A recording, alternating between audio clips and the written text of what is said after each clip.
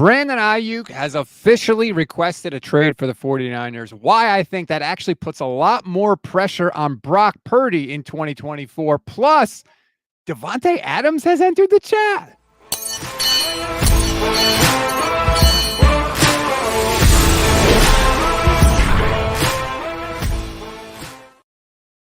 All right, off to a good start. I don't know what happened with the intro there, but apparently it's functioning like the 49ers are functioning right now. I'm Rob Stats Guerrera. That's Grant Cohn. This is the Gold Standard Podcast. We call it Stats and Cohn on the Gold Standard Podcast Network, the Fans First Sports Network. Let's just dive right into it. Nothing seems to be functioning properly. StreamYard, way to go. Really, really kicking ass this week, StreamYard. Not the first time you've let me down. How are you, Grant? I'm great. I thought that cold open was fantastic. I know you're beating yourself up, but I haven't incorporated a cold open into my streams yet, and I think I'm going to now because that was just so clean. It was wonderful. It piqued my interest. I tried to be anyway.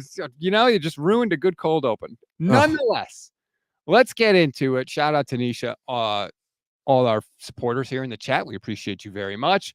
Brandon Aiyuk requesting a trade from the 49ers. I have multiple thoughts on this, Grant. First of all, where were you guys? Where were you? Where was Barrows? Where was Mayoko?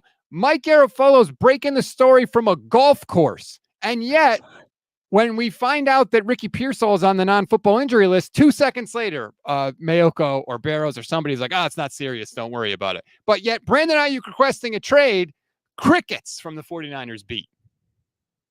Wow, I feel attacked. I feel attacked. I think you've been around the industry long enough to understand there's a reason why the local beat writers never break these stories, ever. And it's because the agent is giving it to the national person in exchange for something down the line. That Mike Garafolo has all kind of information. He's valuable to the agent. That relationship is valuable back and forth. Matt Mayoko, Matt Barrows, I have nothing to offer the agent for Brandon Aiyuk. So that's why that has been that way for 15 years. And who's the last local person that actually broke news about the Niners? Ira Miller. You don't even know who that was. You don't even know Ira Miller. I don't actually know. No, it's a different era now.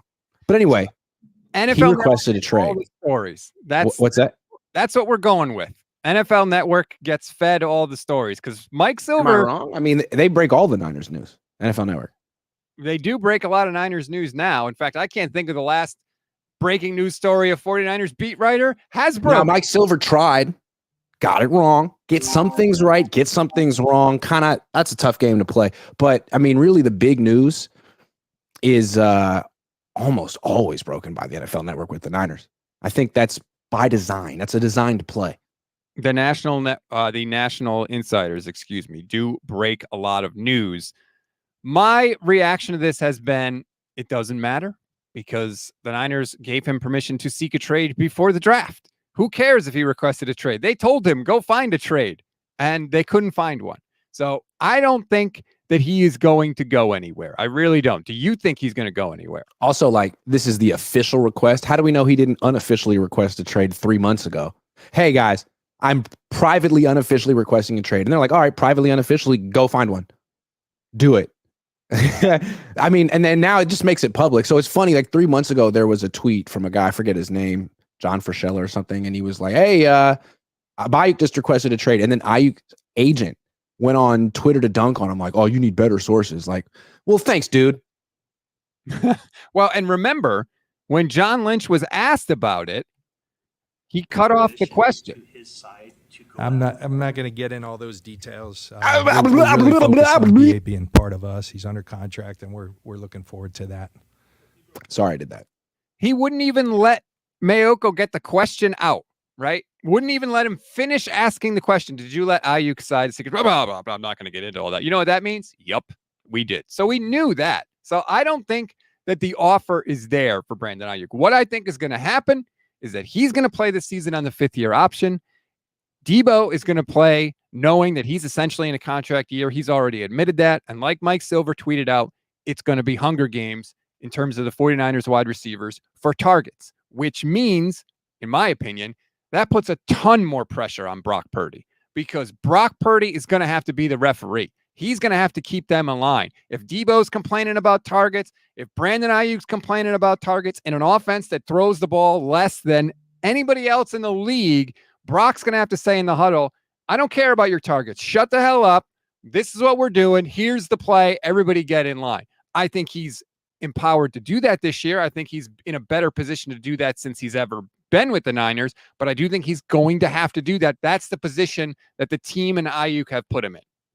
And it's an awful position because that's not really Brock Purdy's job. I mean, the coach's job is to create a culture where players want to prioritize the team over themselves.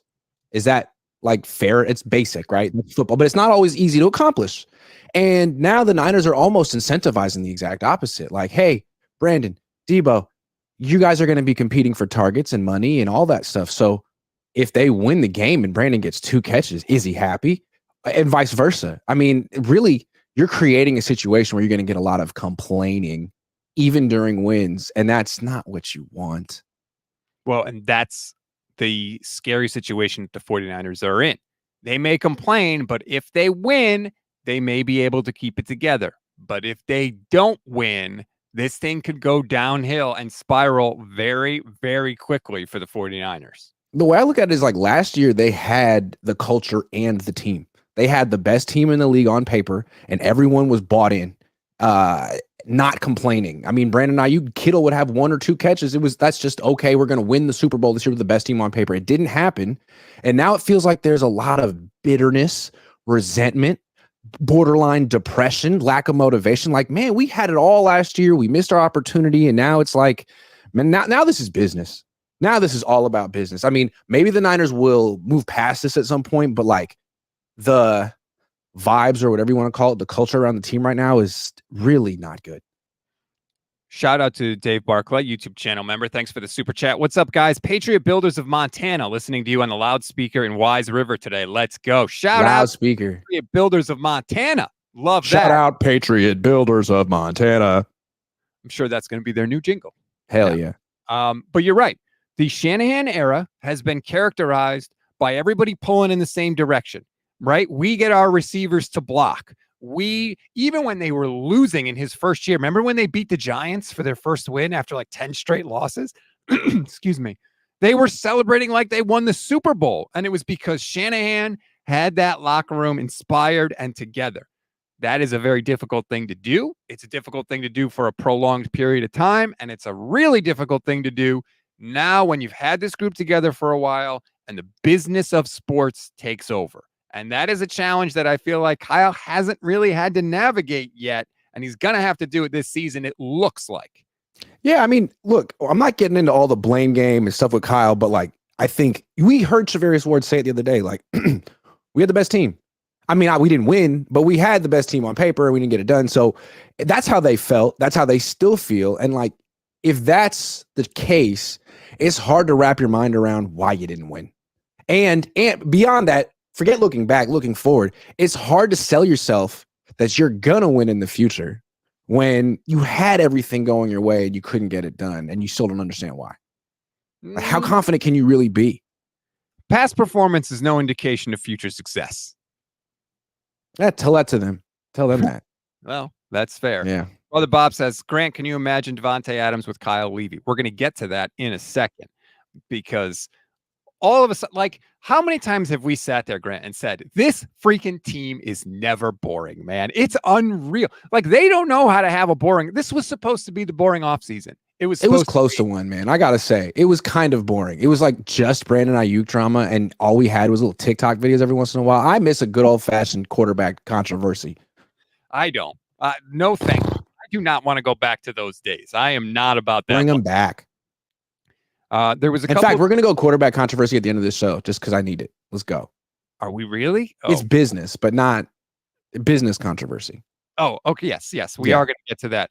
There was a tweet from Mike Silver that I want to get to, which I'm just stalling so I can bring it up on the screen. Cooper DeJean? Cooper DeJean? Never mind. All right. Never mind. That's a deep cut reference. Never mind. Oh, okay. Sorry. I'm not hip. What can I tell you? mind. Here's the tweet from Mike Silver. If you're wondering whether another team would pay Aiyuk what he's asking for, there's at least one that would. A front office source for a potential trade partner confirmed that to me earlier today.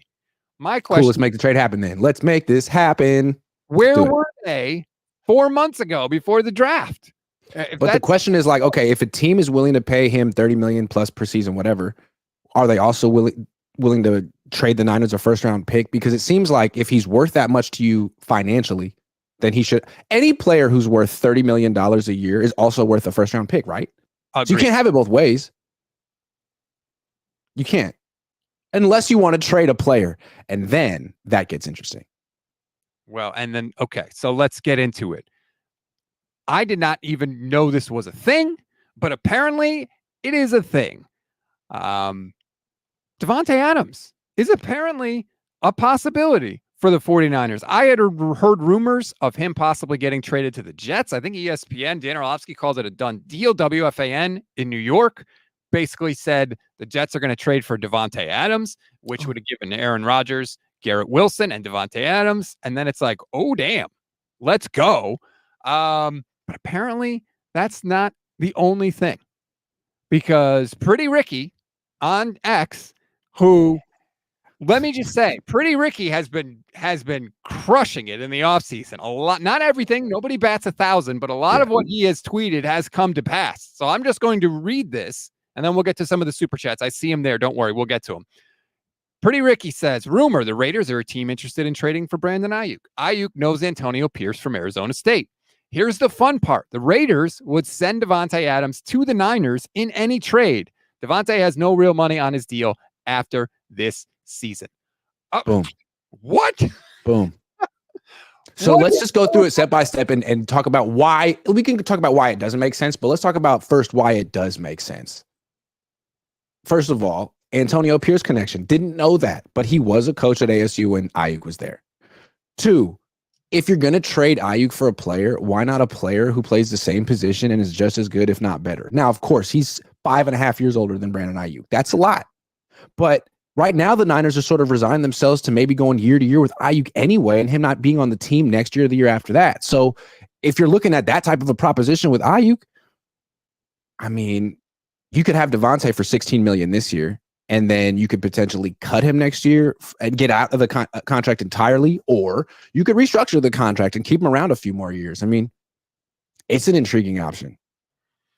It's not going to do anything to quiet the Brock Purdy haters, right? Now you've got Christian McCaffrey, Deebo, Kittle, and Devante Adams. Yeah. Oh, yeah. Can we get any more all-pros to throw in the top of this offense? I don't know why the 49ers would do it.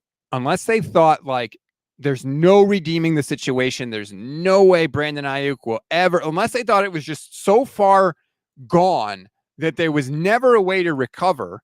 If you're the 49ers, why wouldn't you just keep Aiyuk? He's younger. He's cheaper. Right. But maybe they look at it that way. I don't know. Let's play out that scenario. Like, obviously the Niners want to extend him, but if that's not an option, if they just can't work that out, and the Niners like, okay, cool, fine, then you'll play in the 5th-year option, and we can tag you, and we'll play hardball too. Is that what you want to do? Like a disgruntled Brandon Aiyuk who doesn't care if you win or lose, but is only out for his own targets and is like bringing the morale of the team down and winning in spite of that? Like, you might be able to, you probably could.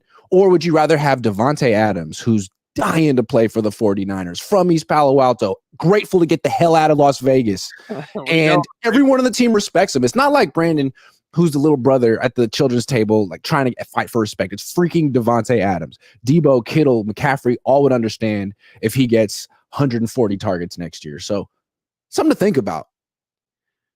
There's another aspect to bringing in Devante Adams, which I don't know how much it counts, but I think it's worth at least mentioning. How many times have we sat here and talked about how hard it's going to be for the 49ers to climb that mountain? Can they really do it again? Can they get back? If this trade happens, you get rid of Brandon Aiyuk, who's got some scars. You bring in Devante Adams, who is not part of that. He doesn't have those scars. He still has the hunger to get back to where the 49ers want to be. That's not nothing. Right? It's not, he doesn't have a Super Bowl hangover. He wasn't in a damn Super Bowl. He doesn't have a Super Bowl ring. He doesn't have a Super Bowl, he doesn't have it.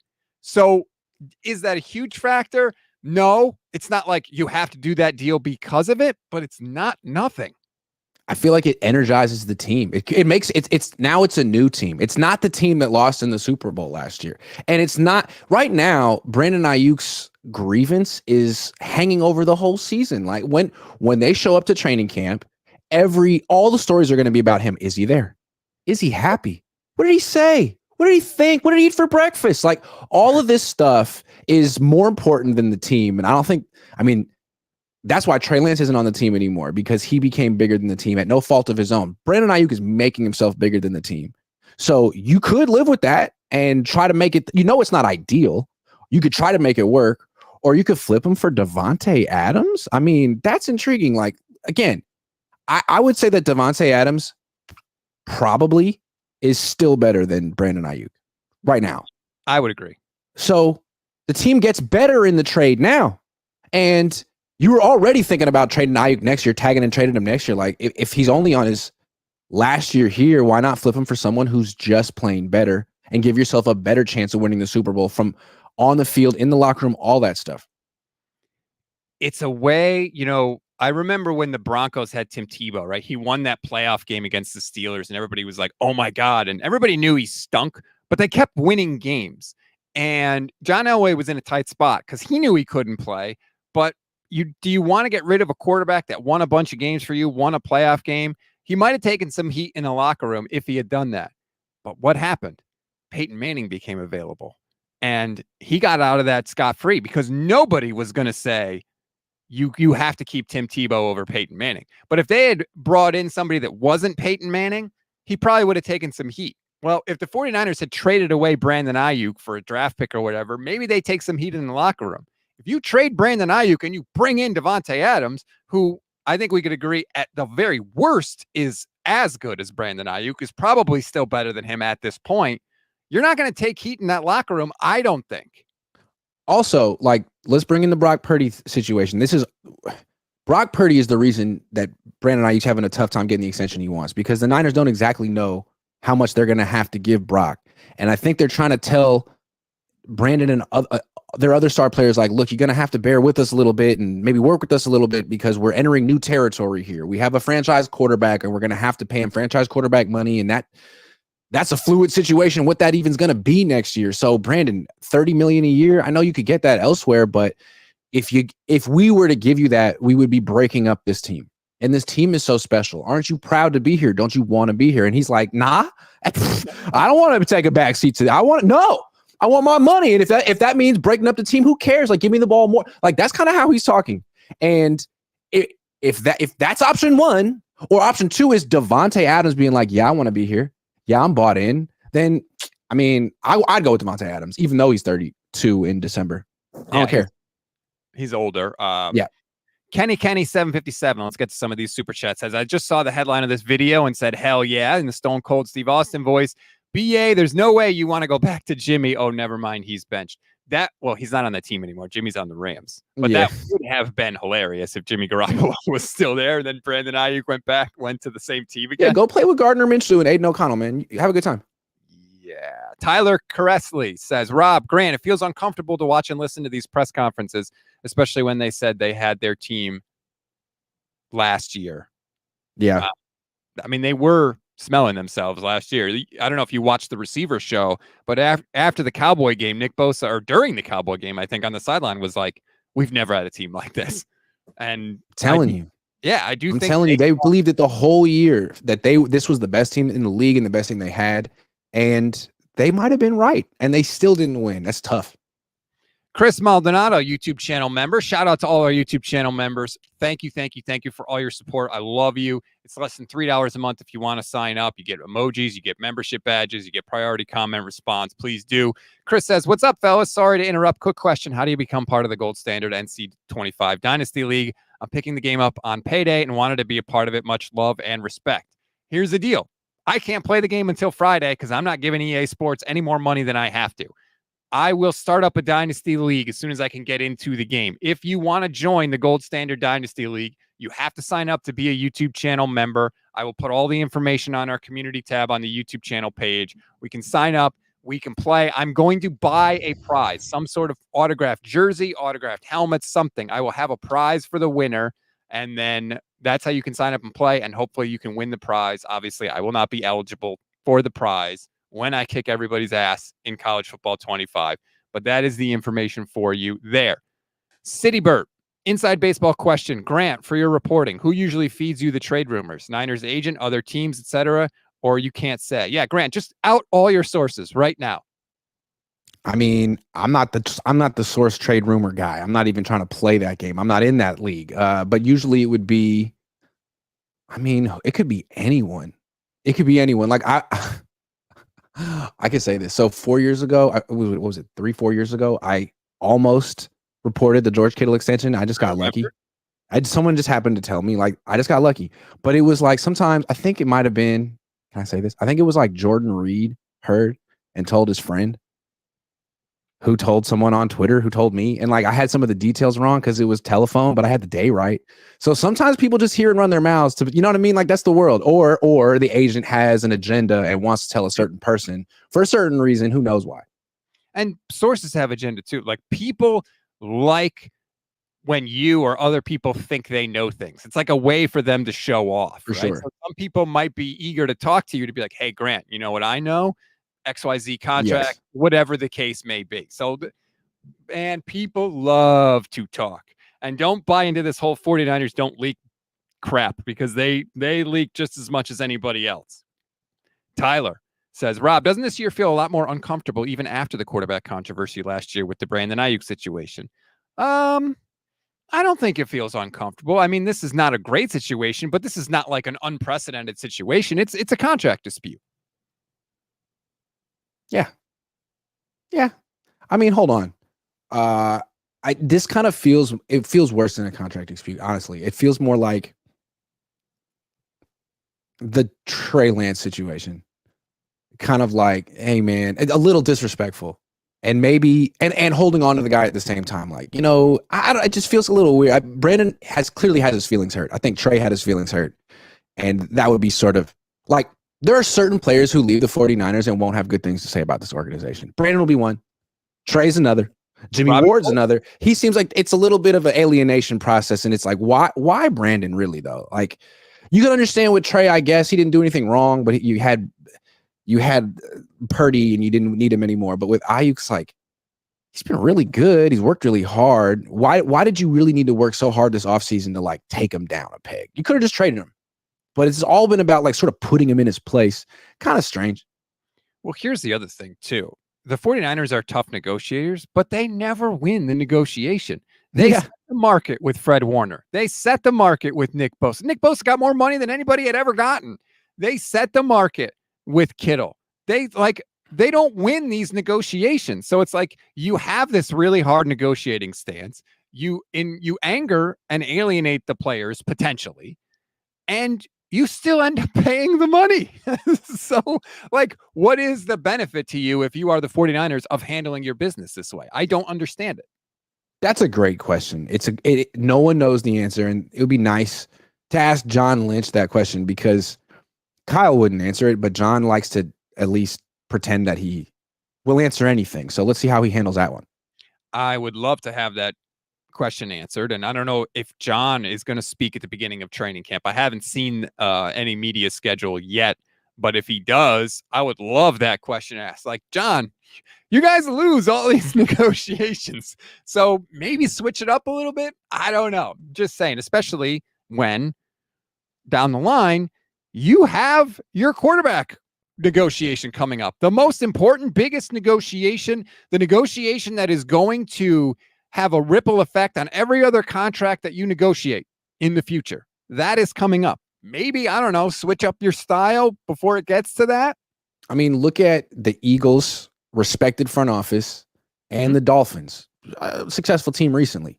They both extended their first-round pick wide receivers this offseason, Devante Smith and Jalen Waddle. These guys were both freshly eligible for extensions. They'd been drafted 3 years ago.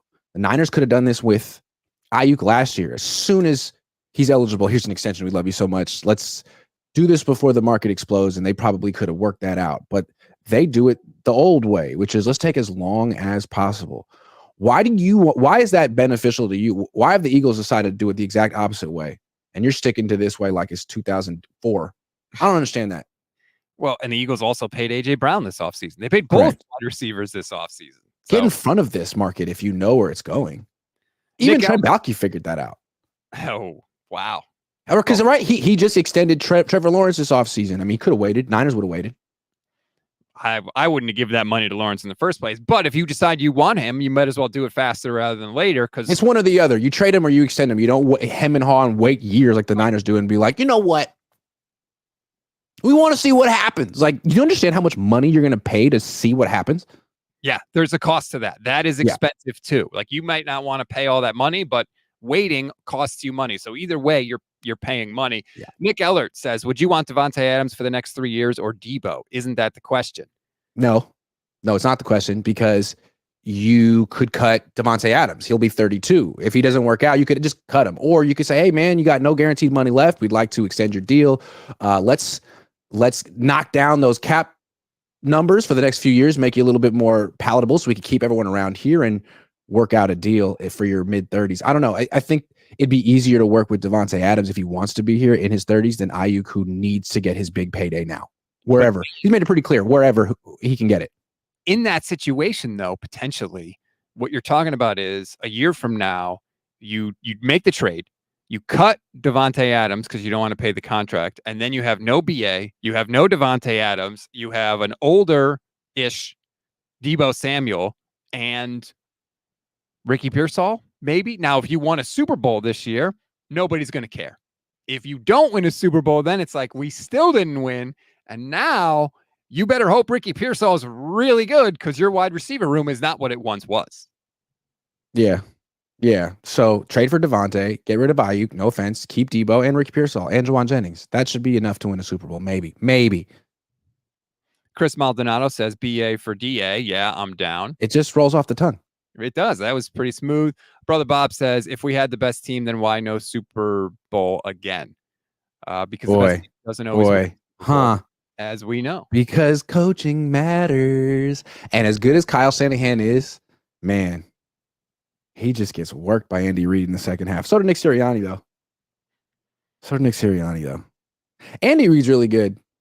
Has he ever won Coach of the Year? I don't think he has. Coach of the Year is such a ridiculous... It's the worst award. It's the worst award. Andy Reid should go to the best coach, not like the most surprising coach. Like, what are you talking about? Go to the best coach. You know who has no shot to win Coach of the Year? Kyle. Andy Reid. The two of them. The two best. The two guys who do the best. Yeah. It's crazy but that's what we do. We decide what a team is going to be before the year, and then whoever exceeds those expectations the most wins Coach of the Year. He has won it. In 2002, Andy Reid did win Coach of the Year. 2002? 2002, yes. I was in 8th grade. Yeah. Wow. I don't even know how many Coach of the Year awards Bill Belichick has. Like, it's just a broken. I mean, it's a broken award, unfortunately. Yeah, I mean, the MVP, you're going to give it to the most surprising player? Like, what are you talking about? It's just weird. Yeah. Let's see. Nick Ellert says, people still think Kyle coached Christian McCaffrey to fumble and Ray to not catch a punt. LOL. Brother Bob is Ted 49er. We don't need to relitigate. Yeah, we don't need to redo that. But there are certain things that Kyle is responsible for, those obviously not being two of them. Yeah, I mean, anybody that says Kyle's not responsible for some of this is just not paying attention to what is actually happening. For sure. Yeah. But yeah, turnovers are sort of out of his control. It is interesting that all of this is happening, a week before camp opens. And by the way, the Ricky Pearsall non-injury list news yesterday was like, oh man, maybe Aiyuk does have leverage. And how fast did the 49ers get out there that he's not seriously hurt? It was pretty quick.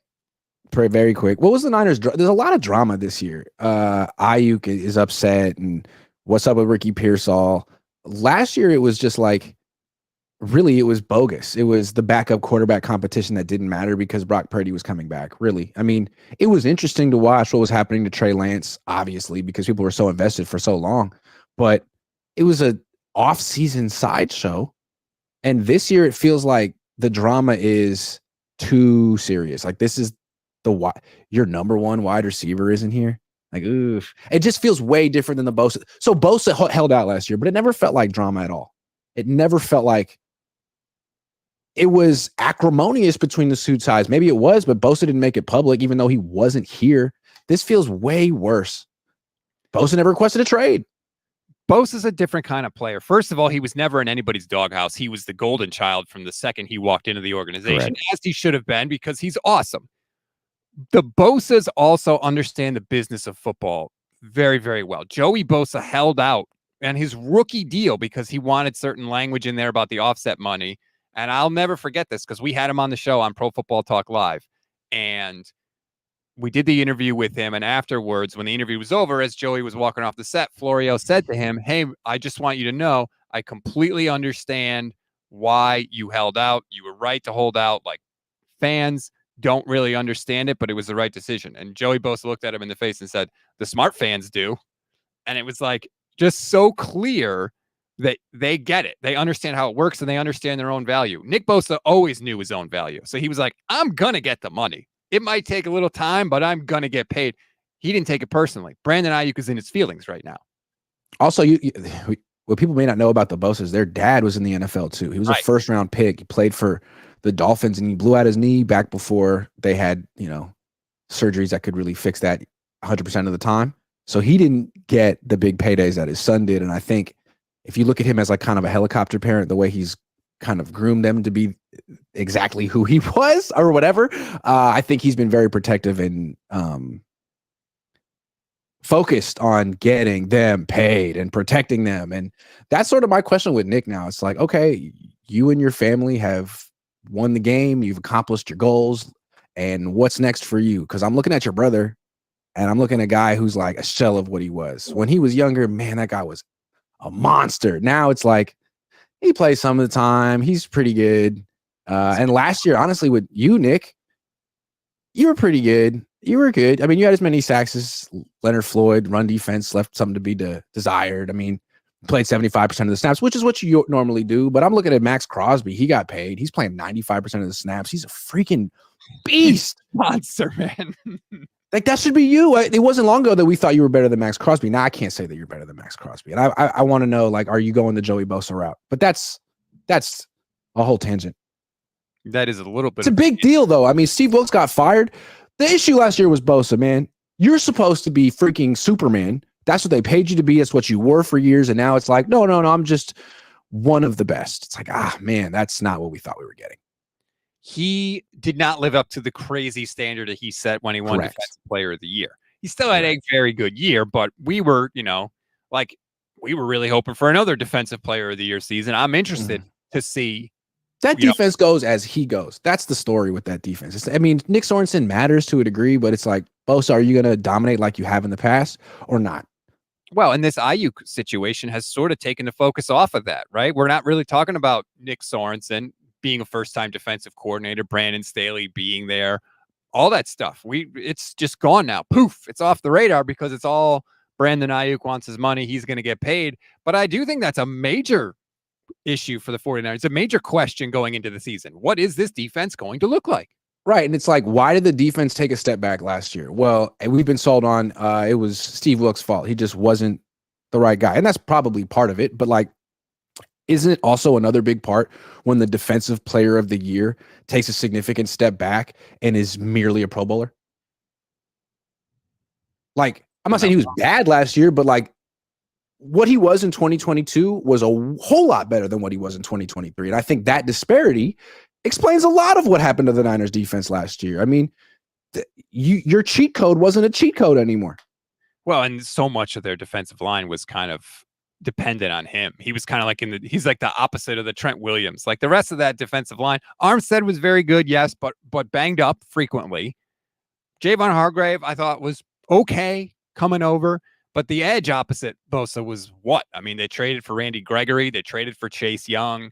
It was the whole thing was kind of built on, well, if Bosa gets the pressure, then maybe Chase Young and those other guys can sort of reap the benefits of that. And when Bosa wasn't, again, still really good, but he was a step down from what he was, that does affect the rest of the team, especially a team that's set up to get pressure with 4 to help out the rest of the guys in coverage. Yeah, and in fairness to Bosa, he was really their only pass rushing threat you had to worry about. So you slide your protection to him, you chip him. I mean, if he's if there's one pass rushing threat you got to really worry about, he's a D end. You can neutralize him. Any team can. And that's why Leonard Floyd really matters this year. And not just Leonard Floyd, but like the whole idea of bringing simulated pressure and disguising where the fourth guy's coming from. And maybe it's a nickel or maybe it's a linebacker. Like that'll all help Nick Bosa, because what they were asking him to do last year was just win every time. Futile. Just beat two guys every time. Like, okay, thanks. Just be awesome. Yeah. And, free up other guys so they can make plays. Like, well, but they're not. He talked about how the holdout affected him. He talked about it with the team last year. Like, hey, I'm not quite in football shape, all of that stuff. Yikes. We passed that point with Brandon Aiyuk already, to where even if he does sign and come back to the 49ers, is he going to be not what he was because of the holdout? I don't know. I mean, how often do you see wide receivers take a long time off, come back, pull their hamstring? I don't know. You got to be really careful with him. I mean, if he signs on September 6th, like Nick Bosa does, are you going to throw him out week 1 and play him his full workload and say, hope this goes well? I don't know. Well, and not only that, but let's say the hamstring is a little tight. I feel a little pull there. Is Brandon Aiyuk going to be like, screw it, I'm playing through it? Or is he going to be like, whoa, I'm trying to get paid. I'm not going out there and risking tearing this thing and be out for 10 weeks. That's part of it too. That's a good question. Mitchell and Ness saying Adams on the wrong side of 30. No, thanks. Yeah, it's a fair point. It's a fair point. He's going almost 32. Wide receivers don't age that gracefully. That being said, his game isn't super dependent on speed. He doesn't seem like he's slower than he used to be, and he doesn't seem like he's slower than Aiyuk. His route running is insane. Just as good or better than Aiyuk's. He's a little bit bigger than Aiyuk. I mean, I think he's better than Aiyuk. I don't know. I think he is too. What about this proposed solution from Sour Death Sam? I love Sour Death Sam. What's up? If I'm the 49ers and John Lynch, here's what Sour Death Sam does. Number 1, agree to trade Aiyuk for Devante Adams. Number 2, put Danny Gray in the box. Brandon Aiyuk came in and hope the Raiders don't notice when they open it. And number 3, keep Aiyuk and Adams on the team. I think that'll work. If you search for Brandon Aiyuk photos on Google Images, randomly a Danny Gray one pops up every time. And I don't understand why. Someone Really? at ESPN is confused. That's weird. I didn't notice. That's true. Just put Danny Gray in the number 11 No, jersey. put Brandon Aiyuk and then search Google Images and just scroll down for like a minute and you'll find a Danny Gray one pop up and it's like, excuse me. And you click on it, it takes you to Brandon Ayuk's player page on ESPN. I'll never forget it. See it all the time. I'll never forget. Because I'm constantly making like new thumbnails and stuff for Brandon Aiyuk videos that we had to make all off season. And it's like, oh, that's Danny Gray. What's going on? So maybe this could work. How did anybody capture a picture of Danny Gray in a 49ers jersey? No, it's like just like a little headshot. Ah, okay. Yeah. The headshot. The headshot. There you go. Yeah. That is, I think that's a good solution for the 49ers. Though. I think that would work. Just figure, maybe you can trick him. Maybe it only works for the week, but hey, you get that extra week out of it, right? Now, Brandon wouldn't be happy. Hey, Brandon, you're going to get 45 targets this season. Sorry. Well, that's another thing, right? So let's say they even did trade for Devante Adams. He's used to getting, a volume of targets that nobody on the 49ers has come close to approaching. Is he going to be cool with 100 targets, maybe on the year, 90 targets, something like that? Or is Kyle Shanahan going to say, all right, we got a stud, let's load him up and we'll change how we operate things? I have no idea. Yeah. Yeah. I want to talk about Brock Purdy. Is it a good time? To what I said there, were you? You were not listening to what I said. Admit it right now on the program. Sorry, I got an email. It went ding and I read it and someone, sorry about that. I take it back. My bad. I was unprofessional. How dare you? What I said, will Kyle Shanahan change the target share to give? Oh, that's a great question. I'm sorry, I missed that. No. Actually, hold on. I feel like Kyle can be kind of starstruck with certain players. And I think if they had Devante Adams, Kyle would be like, oh, gee shucks, you're wonderful. I think you're just the best. There's something going. He's like begrudging with Aiyuk some way. It's like, look, man, yeah, you're good, but you're not Justin Jefferson. You're not Devante Adams. To have the actual Devante Adams, like when he got Christian McCaffrey, he was so starstruck. Like, man, can I give you 30 touches a game? Is that cool? Can you handle that? I would love to do that. And with Deebo, sometimes he was like, how much can I get? I think he would not be begrudging with Devante Adams. I think he would be like a dream come true to work with Devante Adams, which probably would just piss off Brandon Aiyuk even more. Right. Well, think about, with CMC, he had been with the team for 2 days. And then they put him out there against the Chiefs and they were like, here you go. Here's a bunch of plays, which I loved. But yeah, there was no hesitancy with Kyle. Like it was, let's go. Also, like Brandon's trying to act like he can't get the targets because that's just the Niners system. But if the Niners brought in Devante Adams, gave him a ton of targets, it would just be like, no, it was personal, Brandon. It was you. It was personal. Take it personal. Yeah. It was you. First game. Remember Anquan Bolden's first game on the Niners? He had like 15 catches. Did he with the Niners? He did. Remember that? His first game with the Niners against the Packers at home. Colin Kaepernick just wouldn't stop throwing him the ball. I think he had 15 catches, something like that. Yeah, like that, something like that. First game for Devante Adams. I remember his first game in the league. He had like 200 yards. It was insane. That guy was so good. Yeah, he was so slow and really had no route running ability. He would just knock into people and catch the balls. Incredible. They got him for a 6th round pick from the Ravens. Yeah, John Harbaugh just gave him to his brother. Like, look, we can't sign this guy, so I want you to have him. And we've already won a Super Bowl. So yes, please. I'm so sorry that I beat you like that, but here's Anquan. Before we wrap up, I want to get to this because you mentioned it to me before the show, and I did not even realize this was a thing, but you pointed it out, and it is really, really weird. So tell people what it is, what you found, and we can talk about why it's weird. Okay, so I was reading ESPN. Nick Wagner covers the team for ESPN, does a great job. He wrote a whole article like, what does it mean now with Brandon Aiyuk and what's going on? At the very end, he's like, remember, the whole reason that the Niners are having a tough time is they got to save money because Brock Purdy is going to be the priority next year when he gets an extension. And he writes, quote, if Purdy can post another season similar to that or even better, he's poised to cash in on a contract that should pay him more than $45 million per season. Well, yeah. I mean, that's like saying that if Brandon Aiyuk plays really well again this year, he's poised to get a contract that'll pay him more than $15 million per season next year. Like, oh yeah, we know that the quarterback market has surpassed $45 million per season years ago. But what do the Niners know that? Because they sort of like to make their own markets at certain positions and justify it by saying, well, it's we can replace you and we got the coach and we got the team. I wonder what the Niners are really going to offer Brock Purdy next year, because they could offer him 45, 50, 55 and say that's generous, even if that's not where the rest of the market is. It's something to monitor. Yeah, the contract should pay him more than $45 million this season. The contract definitely will pay him more than $45 million. For reference, Daniel Jones makes $40 million a year. Dak Prescott makes $40 million a year right now, and the big talk is how he's going to get potentially $60 million a year. Josh Allen makes $43 million. Mahomes makes $45 million. Kirk Cousins makes $45. He's going to get there is no way in hell Brock Purdy is signing a contract for $45, $46 million. If they do, then the 49ers have worked some sort of voodoo magic. I just think it'd be kind of interesting. So the Niners offer what they think is fair to Brandon Aiyuk, $25, $26 million a year. And here we are. What if they offer Brock $45 million next year or 47 to be generous? And Brock's like, hold on, you want me to take way below market value? They're like, yeah, it's a really generous offer. We have this great team, though. We want to keep it together. But like, what's wrong with $45 million? You're going to complain about that publicly? That's a lot of money. He's like, yeah, but Tua just signed for 65. Like, why should I take less than Tua? Isn't that what we're seeing right now with Brandon?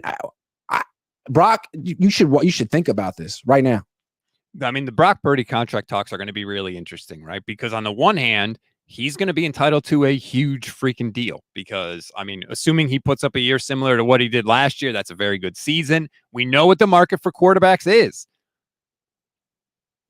But is he going to say, you know what? I've been making no money.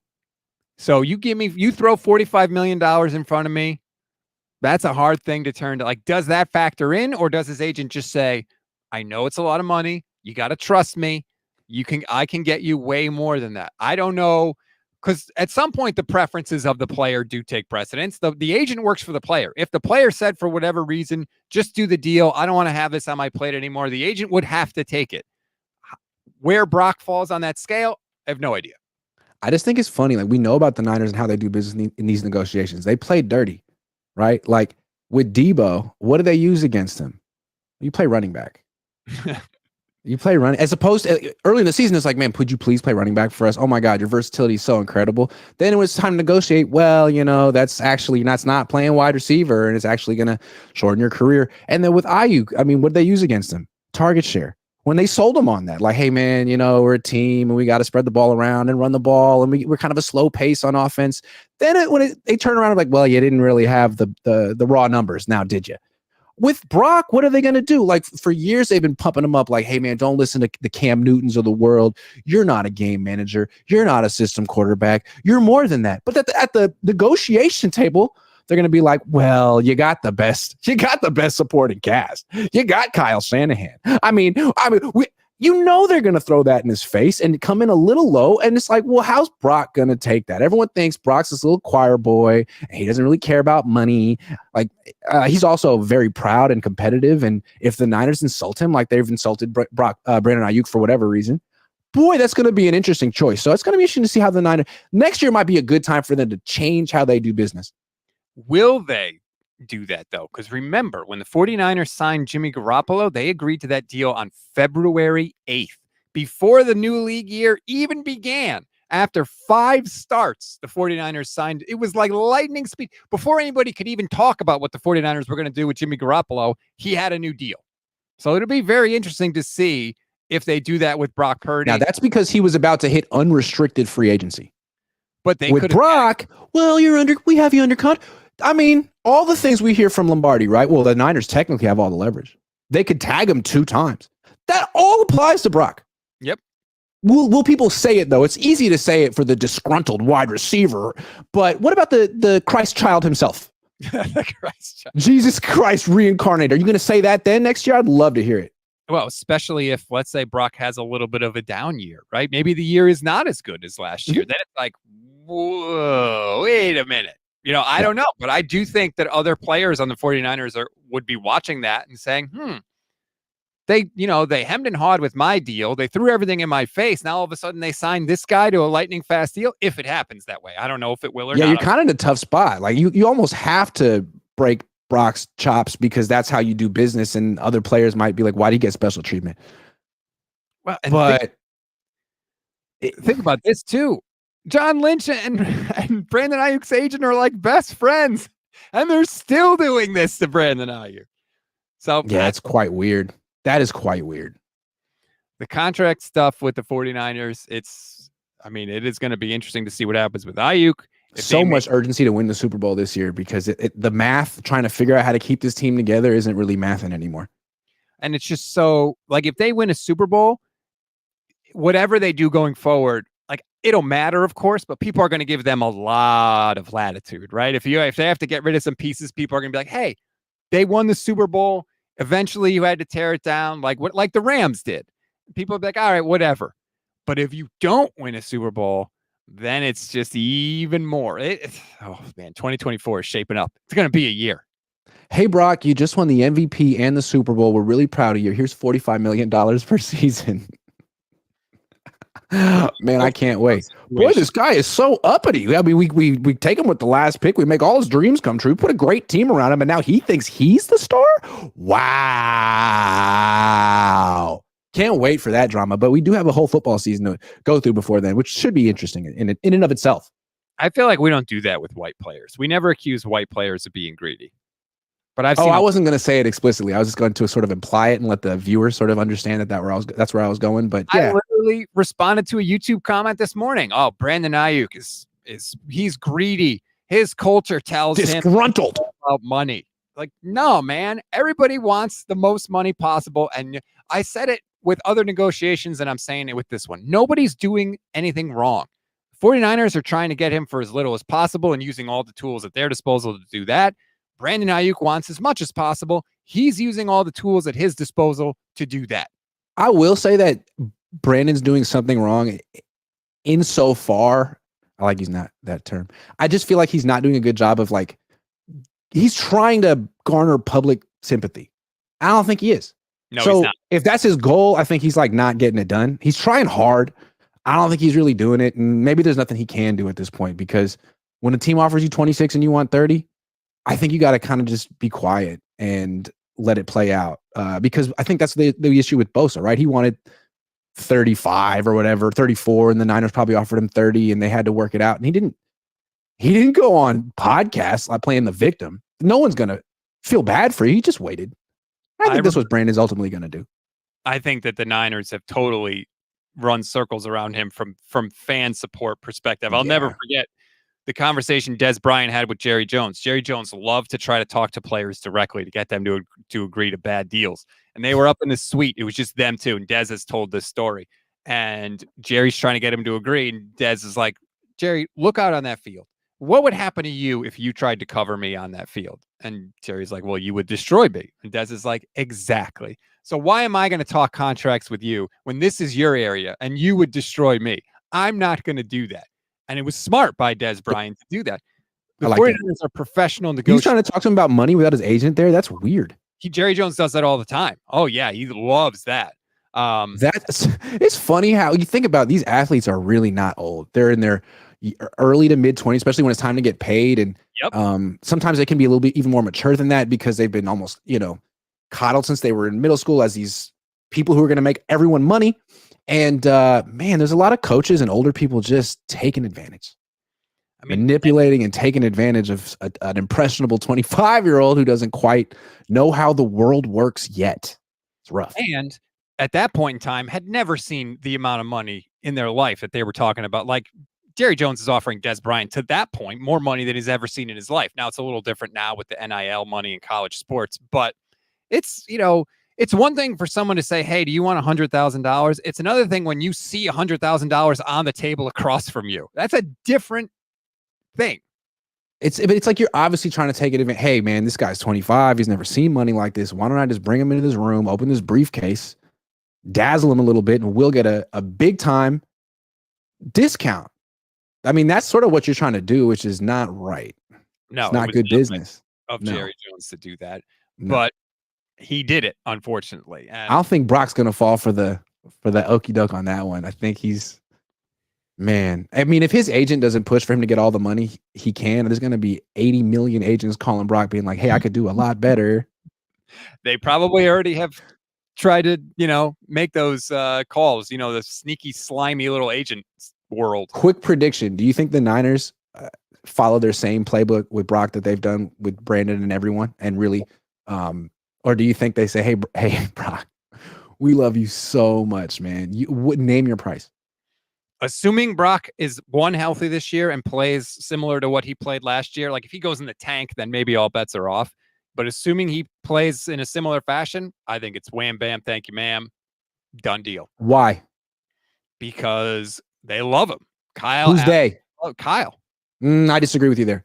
I think Jed loves him, but I think Kyle is always more down on his quarterbacks than people realize. And when Chris Sims ranked him 17th in the league, that set off alarm bells for me, thinking I wouldn't be surprised if Kyle is sort of similar in terms of his opinion.